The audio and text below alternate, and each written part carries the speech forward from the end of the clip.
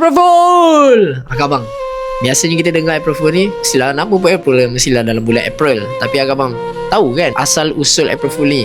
Sebenarnya culture April Fool ni, kita prank sana sini tu semua datang daripada barat. Tapi kenapa kita orang Melayu nak ikut, sedangkan orang Melayu kita ni penuh dengan budi bahasanya? Kalau nak cakapkan pas hukum dia pula, abang boleh search sendiri dekat Jabatan Mufti website tu.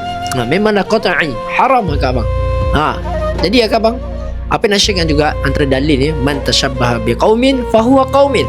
Barang siapa yang menyerupai sesebuah golongan tu, maka dia tergolong dalam golongan tersebut. Jadi abang, nak ke kita tergolong dalam golongan yang dilaknat, bukan golongan yang dimurkai oleh Allah SWT? Mesti tak nak abang. Na'udzubillah min zalik. Jadi abang, semoga kita semua, keluarga kita, rakan-rakan kita, semuanya tergolong dalam orang-orang yang bertakwa, orang-orang yang kata bertaubat lah. Jadi abang, ingat nak cari dekat mana? Dian Signature Section 7. InsyaAllah penuhi Ramadan kalimah. Apa-apa Allah nombor 1.